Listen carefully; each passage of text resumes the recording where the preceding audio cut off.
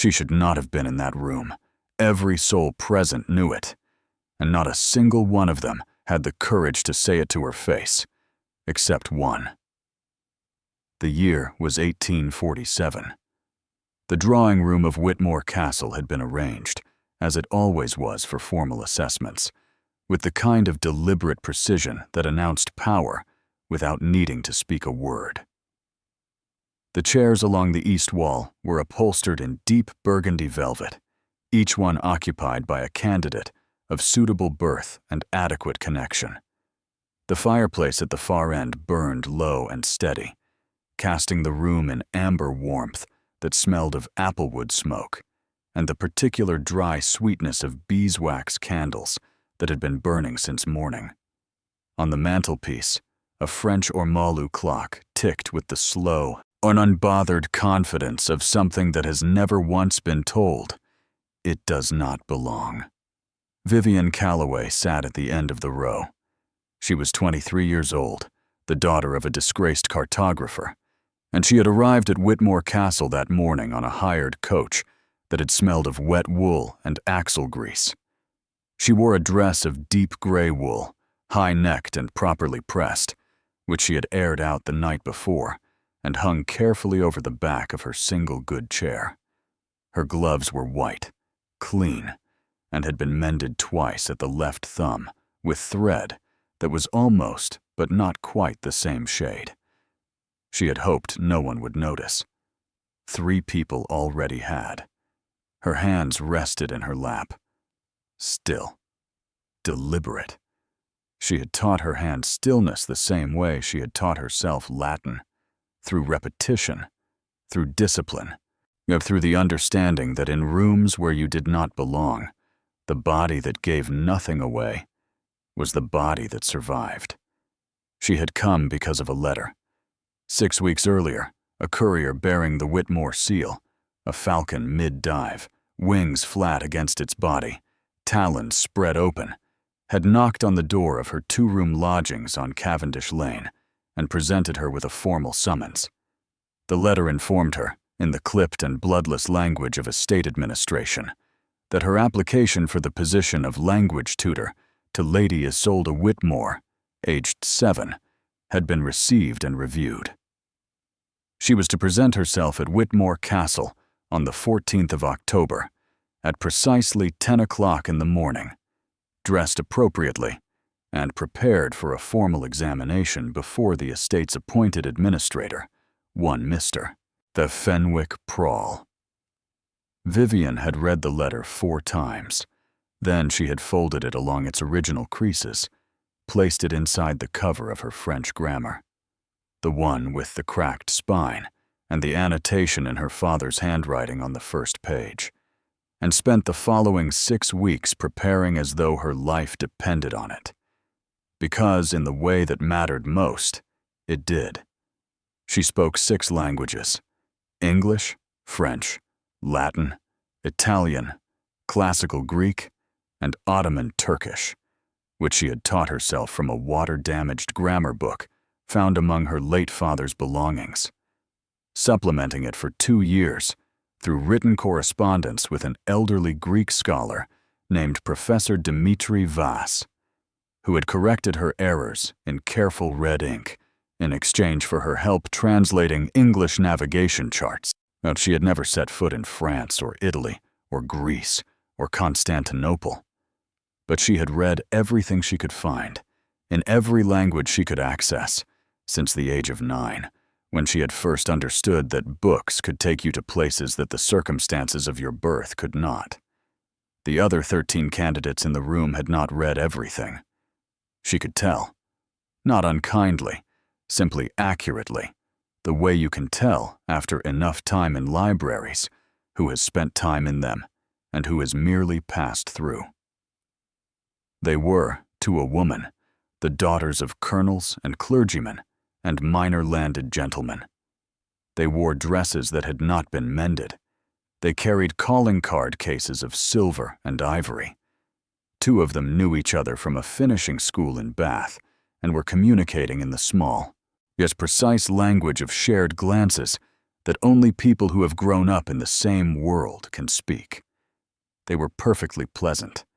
They were entirely qualified by every measure that the society of 1847 considered worth measuring. And not one of them had applied through a registry office. Vivian had. There had been no other option available to her. The registry office on Hart Street was where women of reduced circumstance went when they needed work and had no drawing room connections through which to find it. She had walked in on a Tuesday morning, taken a number, waited on a wooden bench beside a woman who was seeking a position as a lady's maid, and presented her qualifications to a tired clerk who had written them down without once looking up from his ledger. Well, it had been one of the more humbling experiences of a life that had not been short of them. She had done it anyway. The first 11 candidates were called in one by one, at intervals of approximately 20 minutes, through the tall paneled door at the end of the room. Some came out looking composed. Some came out looking as though they had been wrung like laundry. One came out with her chin at a very particular angle that Vivian recognized immediately as the architecture of a woman who will not cry until she is somewhere private. By the time Vivian's name was called, the afternoon had begun to darken at its edges. The footman at the door said her name with the flat neutrality of a man who had been saying names all day and had stopped hearing them as belonging to actual people. She rose. They smoothed the front of her gray dress with one quiet pass of her palms and walked through the door. She had expected Mr. Fenwick Prawl. She had prepared for Mr. Fenwick Prawl, his probable questions, his probable tone, the particular bureaucratic skepticism of a man tasked with protecting an estate from unsuitable appointments. She had not prepared for Lord Caleb Ashby. He was standing at the window when she entered, his back to the room, hands clasped behind him in the manner of a man accustomed to thinking while looking at distances. The study around him was the kind of room that told you everything about its owner without requiring the owner to say a word. The shelves were packed with books that had been read, genuinely read, not arranged, their spines uneven and slightly bowed, and their edges worn at the corners, with the soft roughness of pages turned thousands of times. A single branch of candles burned on the desk beside an open map of the Eastern Mediterranean. The fire was higher here than in the drawing room, and the air carried the dry mineral smell of old parchment and ink and the faint ghost of pipe tobacco that had not been smoked for some time.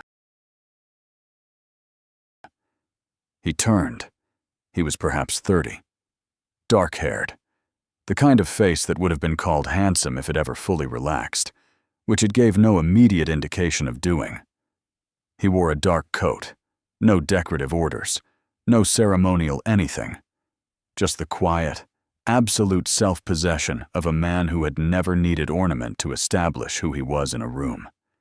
He had a small scar along his left jawline. Old, silver-white. Well, she noticed it the way you notice a detail in a painting that the painter put there on purpose. He looked at her, not through her, at her, with the full, still attention of someone who was genuinely looking rather than simply waiting. "Miss Calloway," he said. "Yes, Your Grace." A pause. He glanced at the paper on his desk, her application, though only briefly, because he had clearly already read it thoroughly and remembered it. "Your application states 6 languages." "It does, Your Grace." "That is," he said carefully, "an unusual claim for someone of your particular circumstances." Vivian felt the familiar tightening in her chest. She let it pass through her, the way she always did, without letting it reach her face. "I would welcome the opportunity to demonstrate it, Your Grace," she said, "at whatever length you consider necessary." Something moved in his expression, something quick and contained, like a candle flame in a draft, gone before you could be certain you'd seen it. He opened his mouth to speak. The door opened behind her. The man who entered did not knock. Men like Lord Peregrine Ashby, silver-haired, broad-shouldered, wearing the settled authority of a decade of unchallenged estate control like a second coat, did not knock on doors inside houses they considered functionally their own. He entered. He surveyed. His eyes moved from his nephew to Vivian with the swift, dismissive efficiency of a man cataloging furniture and finding one piece out of place. Calum.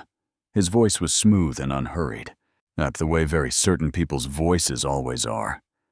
I passed Prahl in the corridor. He tells me you have taken over the assessments yourself. A brief pause, weighted with opinion.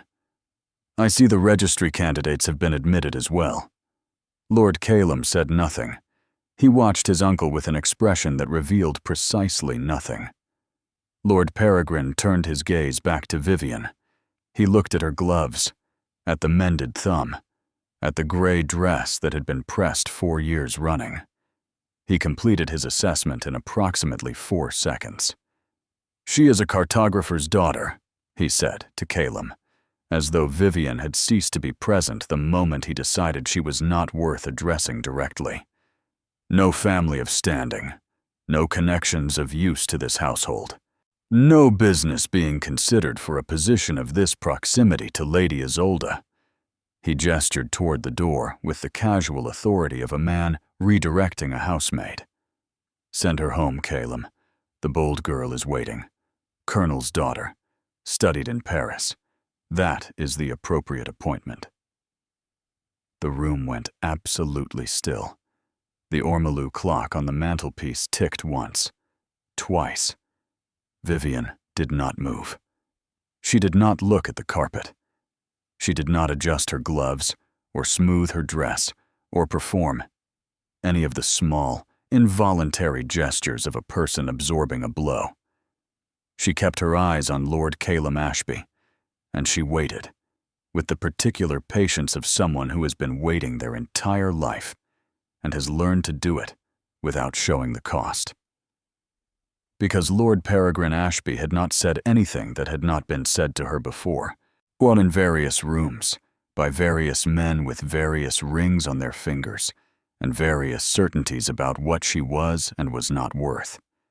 What was different, what made this room, this moment, unlike any that had come before it, was the expression on Lord Calum Ashby's face. He was not nodding. He was not reaching for the polite dismissal that would have ended this cleanly and sent her back to Cavendish Lane and the cracked spine grammar book and the life that was waiting for her there, like a coat she had never chosen, but had worn so long it had taken her shape. He was looking at her, still, fully, with that uncomfortable, genuine attention, and something in his eyes had shifted into a quality she had not seen directed at herself in a very long time. It looked dangerously like interest.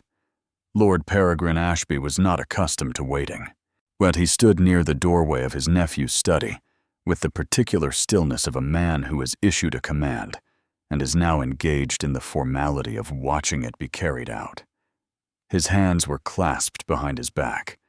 His silver cravat pin caught the candlelight. He had the expression of someone who considers patience a courtesy they extend to others, rather than a virtue they practice themselves. Lord Calum had not yet spoken. That in itself was unusual enough to be noticed. Peregrine had known his nephew since the boy was 8 years old, had watched him grow into a man of few words and efficient decisions, a man who did not linger over things that had already been settled. And this, in Peregrine's considerable estimation, had already been settled. The girl was unsuitable. The registry office alone had established that. And the mended glove had confirmed it. The matter required nothing further than a courteous dismissal and a footman to show her to the door. And yet Calum was looking at her, not the way a gentleman looks at a woman who has wandered into the wrong room, not with the brief, polite acknowledgement one extends to servants or tradespeople before redirecting them. He was looking at her the way he looked at maps, with the focused, unhurried attention of a man examining something he believes contains more information than its surface suggests. Vivian Calloway, for her part, had not moved a single inch. This also was unusual. Peregrine had been present for the dismissal of unsuitable candidates before, had in fact engineered several such dismissals over the years with what he considered admirable efficiency, and they followed a reliable pattern. At the candidate colored. The candidate looked at the floor, or the window, or anywhere that was not the face of the man rendering the judgment. The candidate gathered herself with whatever dignity remained available and retreated. It was not cruel. It was simply the natural order of things reasserting itself, the way water finds its level. This young woman was not finding her level. She was standing at precisely the same height she had been standing when he entered, with her gray-gloved hands at her sides and her dark eyes fixed on Calum, and she had the most unsettling quality Peregrine had encountered in a very long time. She looked as though she had already decided how this moment was going to end, and her decision had nothing to do with his. Calum moved. He walked, unhurried, to the chair behind his desk and sat down. And he picked up Vivian's application from the surface of the desk. 3 pages, Peregrine noted with mild incredulity. 3 full pages from a registry candidate, and he held it with the deliberate care of a man handling something he considers worth handling carefully. "Uncle," he said. His voice was quiet. The fire in the grate was louder. "I will ask you to excuse us." The silence that followed had texture and temperature. Peregrine felt it the way you feel a change in weather, not yet arrived, but coming, unmistakably coming. "Calum, I am conducting an assessment."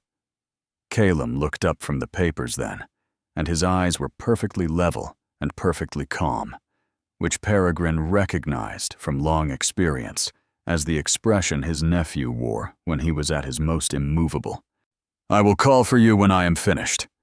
It was not a request. Lord Peregrine Ashby straightened his already straight spine by perhaps a further degree. He looked once more at Vivian, that flat, cataloging look that assigned her a value and found it wanting, and then he turned and walked to the door with the measured dignity of a man who is leaving because he has chosen to, not because he has been made to. The distinction mattered enormously to him. The door closed behind him with a click that sounded, in the quiet study, like the period at the end of a sentence that was not yet finished. Calum set the application down. He looked at Vivian properly for the first time since his uncle had entered the room and altered the atmosphere of it. "Forgive the interruption, Miss Calloway," he said. "Pray, be seated." In 1847, that a gentleman did not apologize to a woman of lower station for the behavior of his family. It was not done. The very fact that he had said it, simply, without ceremony, as though it were the obvious and natural thing to say, landed in the room with a quiet weight that Vivian felt in her chest before she had time to decide how she felt about it. She sat in the chair across from his desk. The chair was leather, dark green, faintly warm from the fire. She placed her hands in her lap and waited. Calum looked at the application again, though she had the sense he was not so much reading it as thinking alongside it. 6 languages, he said, as though returning to a conversation his uncle had interrupted rather than beginning a new one. You listed Ottoman Turkish. That is not a language one acquires through conventional study. No, Your Grace, it is not taught at any institution I could have attended. Then how? It was not quite a question. It was the way a man speaks when he expects a real answer and is prepared to recognize one. Vivian told him about the grammar book, about the water-damaged first 40 pages that she had consequently learned last, so that she had understood the complex before the simple, which had given her, she believed, a more honest relationship with the language's actual structure. Down, she told him about Professor Vass in Thessaloniki, about the 2 years of written correspondence, the red ink corrections arriving by post every 3 weeks like clockwork, the navigation charts she had translated in exchange, and how the professor had written to her in his final letter that she had, in his professional estimation, achieved a fluency that surpassed several of his university students who had studied for twice as long. She said all of this in plain, clear English, without performance, without the particular breathless quality that people sometimes adopt when they are recounting their own achievements and are nervous about appearing to brag. She said it the way it was, a set of facts about a set of years, and let it stand on its own. Calum listened. He did not interrupt yet, yet he did not make the small affirming sounds that people make when they are pretending to listen while actually composing their next question. He simply listened, with that complete, still attention, until she had finished. Then he said, "Professor Vass passed away." It was not a question either. He had noticed the past tense she had used, and he had understood what it meant, and he had acknowledged it. That was all. But the acknowledgement itself, the fact of it, in this room, from this man, did something unexpected to the careful composure Vivian had been maintaining since she had stepped off the hired coach that morning. 18 months ago, she said, I still have every letter he sent me, 27 in total. His handwriting was the most precise I have ever encountered. She paused for a fraction of a second. I have not found another correspondent of that quality since. Something shifted in Calum's face, not dramatically, a slight softening around the eyes, the kind of change that a person would miss entirely if they were not already paying close attention. And Vivian was always paying close attention. He rose from the desk. He did not pace. Pacing suggested agitation, and this man did not appear to do agitation, but he moved to the window and stood looking out at the Whitmore grounds below, at the wide October lawn gone gray in the fading afternoon light, at the old elm trees standing bare and patient along the eastern wall, their branches black against a sky the color of pewter. Lady Isolde, he said to the window, has not spoken French since her mother passed. A pause. She spoke it beautifully before. Her mother was French, but from Lyon. Isolde used to switch between English and French mid-sentence without noticing she was doing it, the way children do when 2 languages live equally inside them. Another pause, longer. She stopped the morning after the funeral. She has not spoken a word of it since. 14 months. Vivian looked at his back, at the set of his shoulders, at the way his hands, clasped behind him, held each other perhaps slightly more tightly than a man merely gazing out a window would require. She is not refusing, Vivian said quietly. She is protecting it. Calum turned from the window. He looked at her with an expression that she could not entirely read. Surprise, she thought, but layered over something older and more private. Protecting it, he repeated. The French belong to her mother, but it is the last private thing she has that still sounds like her. If she speaks it with someone else, in lessons, in conjugations and corrections, it becomes a school subject. Vivian kept her voice gentle, but steady. It stops being her mother's voice and becomes grammar. A child who is grieving will burn the whole language to the ground before she allows that to happen. The fire in the grate shifted and settled. A log dropped an inch with a soft collapse of embers.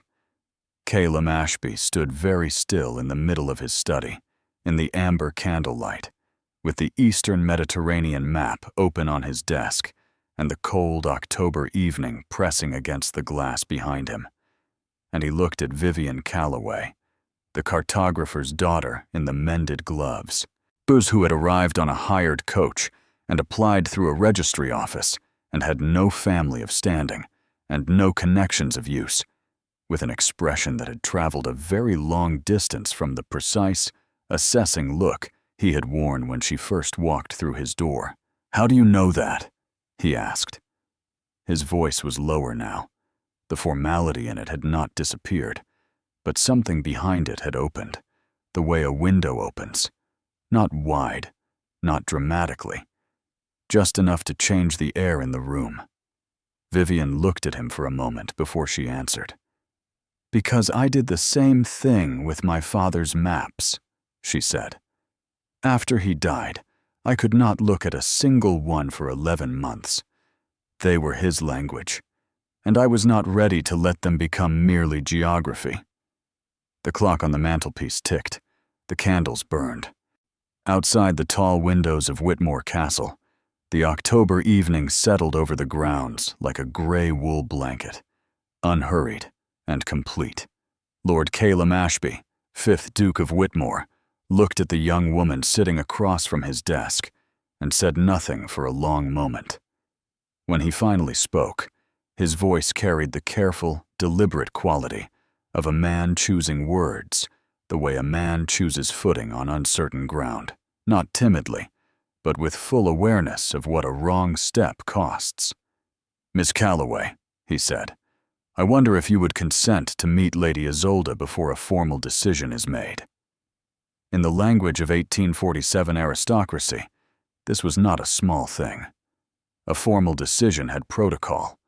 A formal decision had Mr. Fenwick Prawl and letters of appointment and the approval of the estate's senior members, one of whom was currently standing on the other side of a closed door with an opinion he had not finished expressing.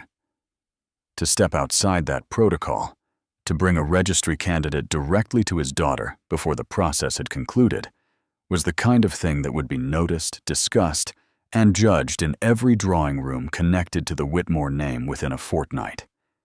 He had said it anyway. Vivian understood exactly what it cost him to say it. She understood it the way you understand the value of something when you have spent your whole life watching other people spend it carelessly. "I would be honored, Your Grace," she said. Lady Isolde Whitmore was sitting cross-legged on the floor of the nursery when they arrived. This was, apparently, not unusual. The nursery at Whitmore Castle was a long room on the 3rd floor with windows that faced the elm trees, and Isolde had arranged herself in the precise center of it, surrounded by 7 open books in a loose circle around her, like a small general surveying her territory. She was 7 years old, dark-haired like her father, with her late mother's French complexion and the expression of concentrated seriousness that belonged more naturally on a professor than on a child who still had milk teeth. She looked up when they entered. She looked at her father first, then at Vivian, with the frank, unfiltered assessment that only very young children and very old people permit themselves. She said nothing. Vivian did not fill the silence with the bright, performative warmth that adults typically deployed at children like a kind of social weapon. She did not crouch down to Isolde's level with a wide smile and say something cheerful about what lovely books those were. She simply walked to the window, looked out at the elm trees for a moment, and then sat down on the floor.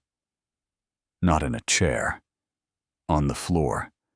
3 feet from Isolde's circle of books, with her gray dress arranged around her and her hands quiet in her lap. Caleb stood near the doorway. He did not interfere. Isolde stared at Vivian with open curiosity. Vivian looked at the books in the circle. She identified them without touching them. A natural history of birds, a Latin primer, 2 volumes of Greek mythology, a French story collection with a cracked binding, and a hand-drawn book that appeared to be Isolde's own work, filled with small, careful illustrations of plants and their names written underneath in 3 different languages. Vivian pointed at the hand-drawn book. "Did you write those names yourself?" she asked. Simply, directly, as though they were two people who had simply found themselves on the same floor and were making reasonable conversation about what was in front of them. Isolde looked at the book, then back at Vivian. "Papa taught me the Latin ones," she said, in a small, precise voice. "I found the Greek ones myself. In that one." She pointed to one of the mythology volumes. "And the French ones?" Vivian asked. The nursery went very quiet. Isolde's eyes moved to the French story collection with the cracked binding. She did not answer immediately, and she looked at the book the way you look at something that belongs to someone who is no longer there to claim it. "Maman taught me those," she said finally, very quietly. Vivian nodded.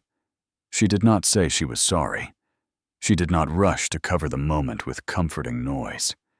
She simply nodded, with the full respect of someone who understands that some things do not need a response.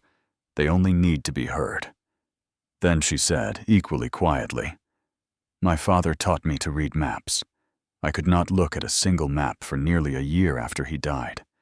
I was afraid that if I did, it would stop feeling like him, and start feeling like just paper." Isolde looked at her with those serious, dark eyes. Something in the child's face shifted, almost imperceptibly, the way ice shifts in earliest spring, not breaking, not yet, but changing its relationship to the cold that had been holding it. "Does it still feel like him?" Isolde asked. The maps, now. Vivian considered this with the genuine care the question deserved. "Yes," she said. "It took time, but yes, they feel like him and like maps at the same time now. Both things together." She paused. "I think that is what happens, eventually, if you are patient with yourself. The person and the thing they loved, they stop being separate."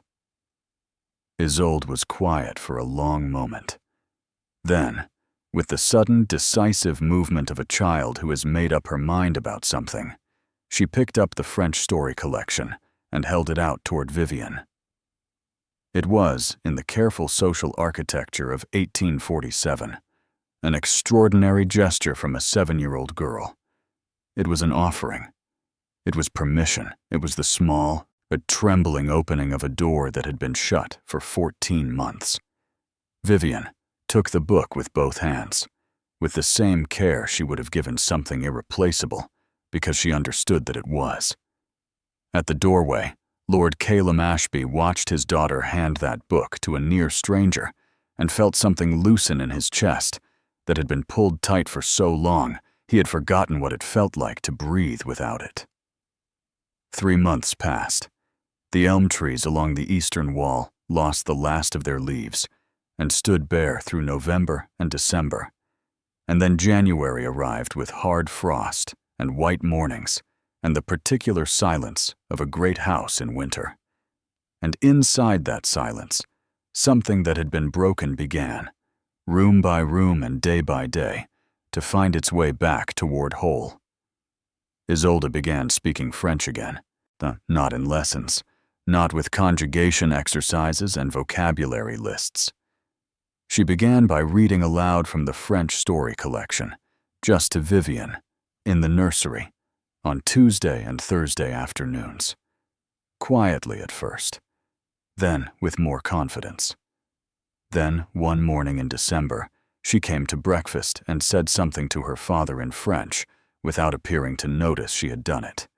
And Calum had answered her in French. His own was imperfect, and she corrected him twice, which delighted her enormously.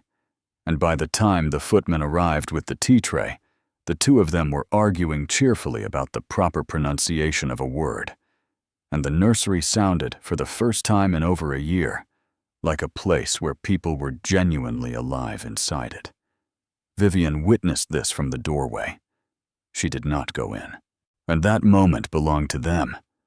But Calum saw her standing there, and he smiled, Not the careful, controlled expression she had catalogued in those first weeks, but a real smile, unguarded, arriving on his face the way the real ones always do, without permission and without warning.